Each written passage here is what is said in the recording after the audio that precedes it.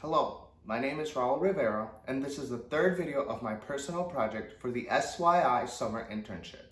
Through this project, I hope to focus on the ways that predominantly white congregations from all religious backgrounds can help advance the fight for justice for marginalized communities.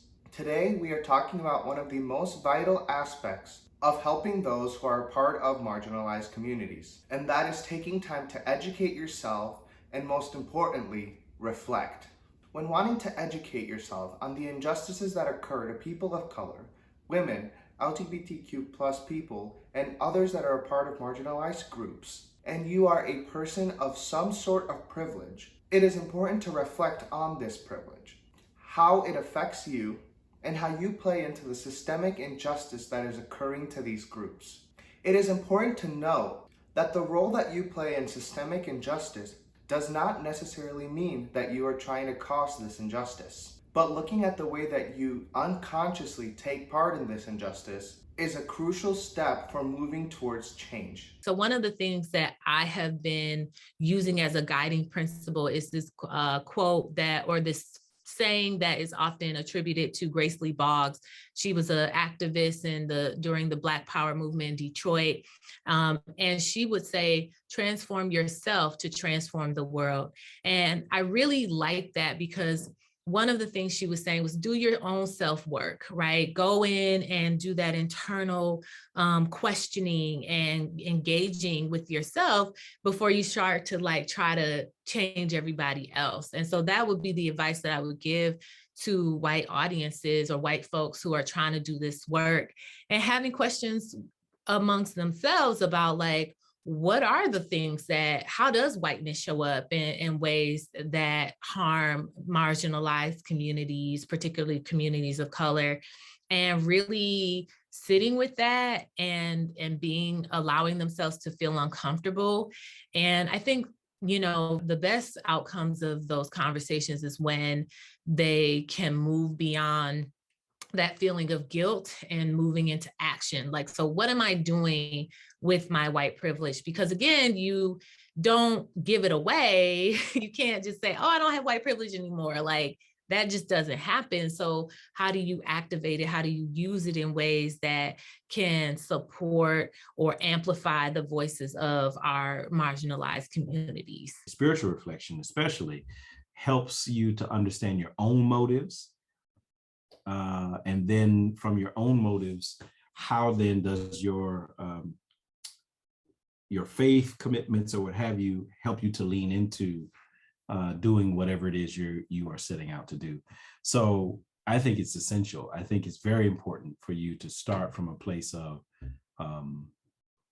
meditation and prayer and reflection before you act on behalf of people or behalf of a community or what have you.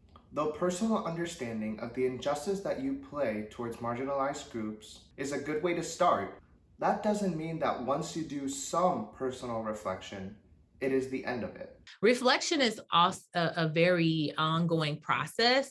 So I don't look at it as you do this thing and then you reflect and then it's over. It's a process of revisiting what either you studied, what you learned or unlearned, what you did, and then using that information to then do something different if it is not working, or to continue on to do that work. But reflection should always be a part of action. Reflection should be a part of building that awareness.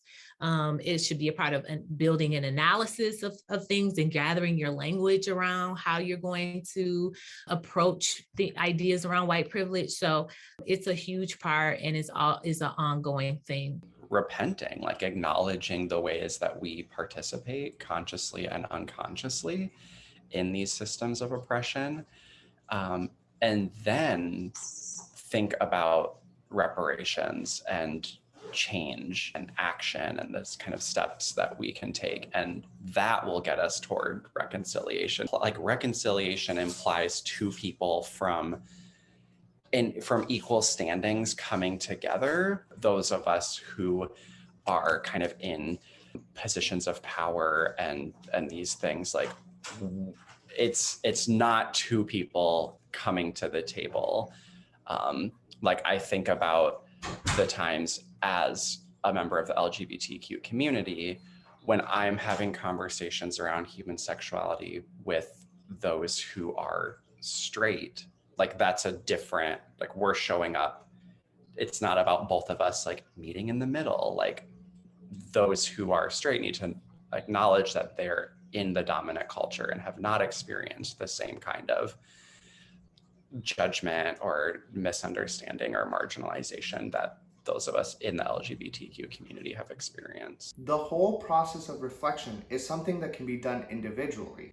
When looking at the way that we contribute to injustice, it is important to understand it on the personal level because of the fact that our intersectionality shapes all of us very differently and in very different contexts.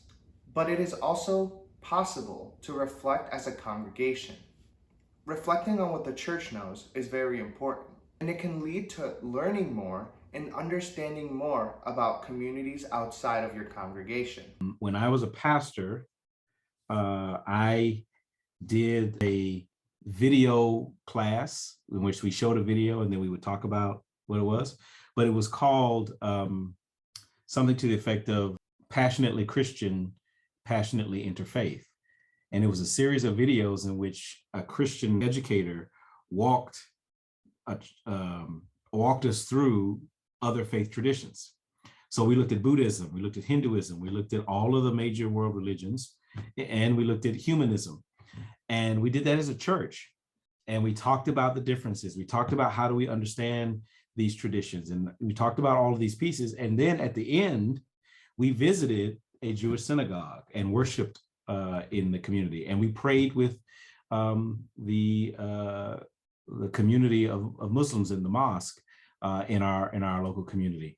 And it was a very enriching experience because the church members got to know their neighbors. These are people who they drive by and live with and shop with, but also they understood themselves more deeply. They understood what distinguished them as a Christian from Muslims. And what they discovered more than anything was that Muslims and their Muslim neighbors and their Jewish neighbors did a better job of articulating their faith than they did. When you are able to reflect and see the ways that you unconsciously take part in the injustice of these groups, you are able to take action in a way that is educated and that is giving a voice to those in marginalized communities. So you have done some reflecting. You have educated yourself about some of the injustices occurring to these communities. So what is next? That is, take action.